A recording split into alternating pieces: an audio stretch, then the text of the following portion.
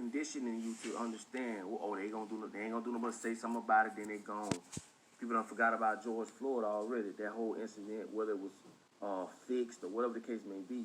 But all this has got a lot to do with social engineering, man. Y'all need to wake up. First of all, just for you going to vote, you're asking to be governed. Why do you have to be governed? I'm gonna break something down to you, right? Every time you go to the courthouse or anytime you apply with the government, you're basically participating in your own demise. You're asking for help. You're asking to be governed. You're asking to be ruled. This is fascism. At the end of the day, I want y'all to understand something.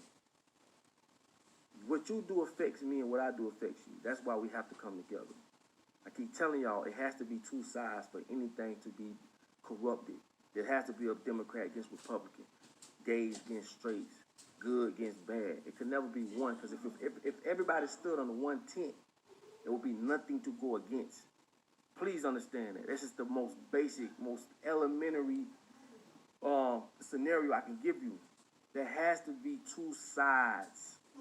This is why they divide us in classes. Upper class, middle class, lower class, blacks, whites, Latinos, immigrants. This is why they do this.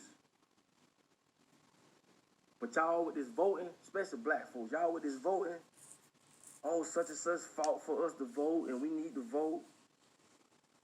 No, what you need to do is wake up. What's in it for us? What's in it for the black community besides the same old thing we've been getting from these parties? What's in it for us, for real? You know, I didn't hear anybody mention a contract with Black America. And I don't know why, because it's one of the most comprehensive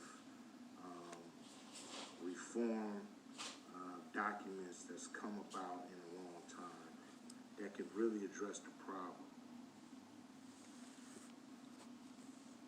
The way it looks, they don't have a plan. Everybody, you know, talking about get Trump out, get Trump out, get Trump out. If you vote, that's going to happen on the first day. So now what? Trump out, now what? What? What do we get in the first 100 days? That's what we're trying to figure out. What do we actually get that they could give us overnight like that? They just pulled $3 trillion out their ass and gave it to their friends. That's American taxpayer money. That's your money that they just gave away. And then there's 42% of black businesses closing. None of that money. Where's our fucking bailout? Where's the bailout? Not the PPP loan that they didn't give us. Where's the bailout? I don't want to hear about deficit. I don't want to hear about what our generations gonna have to pay. Because if we don't have shit, they ain't gonna have shit anyway to pay nothing. So we gotta start something right now. Democrats don't seem like they got a plan. Republicans don't seem like they got a plan for us. So how the hell you gonna vote for them? Make them earn that vote. They can start today. They ain't got it yet. They can start today. Make their ass earn that vote, man. Stop playing with these people, and they'll stop playing with you. I'm going to call a spade a spade. I don't care how you feel. Because at the end of the day, my children got to grow up in this society. And it's getting to the point where it's like, if you can't open your eyes and see what's going on, you need to get out of the way. Because it's proven that the same methods that you feel work hasn't worked yet. Like, open your eyes, man. I'm tired of playing with y'all folk, man. Black folk acting like you stupid. Going to vote. Playing, just participating in this foolery. Cause, like, at the end of the day, we're running out of time.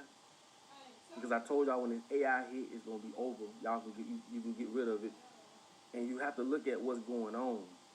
Stop participating in the crap, man. stop participating in the crap, man. And if we don't do this sooner than later, I don't even know what to tell you, man. It's definitely going to be every man for themselves. Because I keep telling y'all, if we do not come together as one, I don't care what color you are, you're going to keep on dividing us. You're going to keep on controlling us. Politics, and it's rough, you know, whether it's the Democrats or the Republican, it's just challenge, you know, to get involved, really. I mean, because everything seems like it's the same flavor with a different label on it. Unfortunately, we have, I think that as a people, we have invested too much into politics and not enough into spiritual reform and economic reform of our people. We made a big mistake, I believe, in the 60s and the 50s and the 40s, fighting for civil rights when we should have been fighting for silver rights. Yeah. We should have been doing more independent economic affairs instead of wasting so much time trying to get them to accept us. We had, at the time, before integration, we had black hotels, black cab companies, black bus companies, black restaurants. And as soon as white people said, y'all can come and eat with us and sleep with us and ride in our cars, all of ours went out of business. Integration meant disintegration because we misappropriated into civil rights instead of silver rights. Today we're doing the same with politics. We are putting too much of our vested interest into electing a benevolent white person into office or a Negro that's going to be the manager of white people's affairs to become the highest position in the land. We need to invest more time in the spiritual development and economic development as a people. So I'm not really personally excited about it based off the scriptural lens that you use. I've never read in the Bible or Holy Quran where a politician ever freed a people.